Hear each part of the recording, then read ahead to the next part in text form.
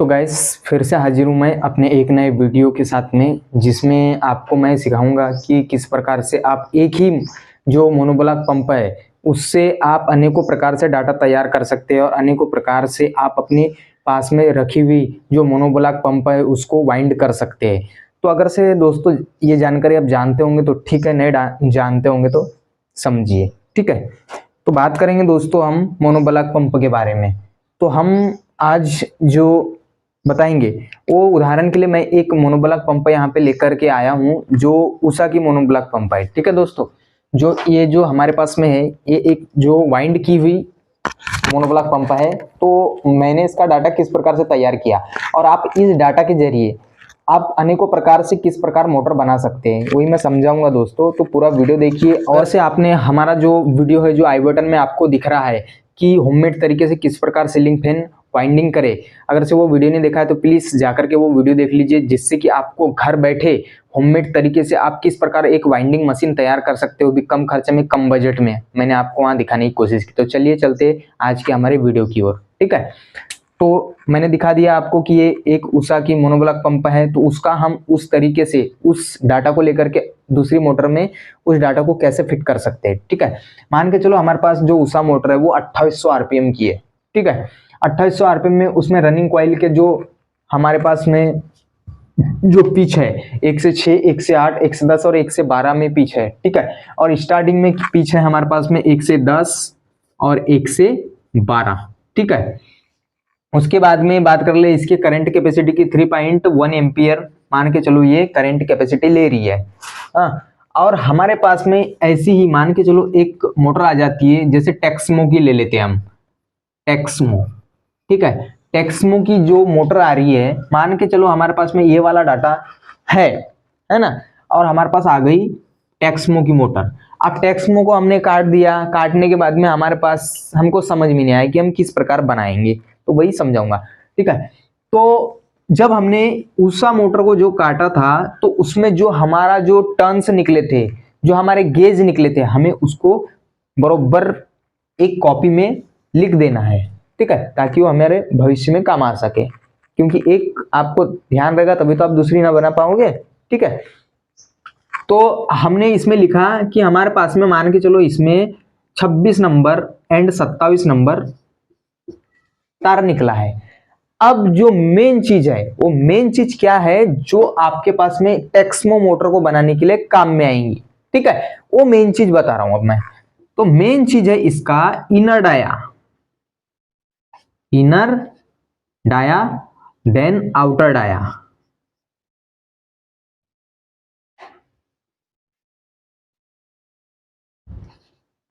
ठीक है, जो इनर डाया और जो आउटर डाया है वो बहुत ही महत्वपूर्ण है। अगर से ये जो मोटर है इसमें जो इनर डाया और आउटर डाया निकला होगा वो अगर से आपको टेक्समो में मिलता है, ठीक है, टेक्समो में मिलता है, तो आप बेशक इस जो उषा मोटर में जो आपका डाटा निकला था आप इस्तेमाल कर सकते हो।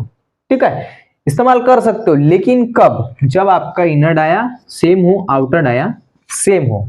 अगर से आपका इनर डाया और आउटर डाया अगर से सेम नहीं होगा तो आपकी मोटर जल जाएगी। अगर से आप ये वाला डाटा इस्तेमाल करोगे उषा का तो आपकी मोटर जल जाएगी।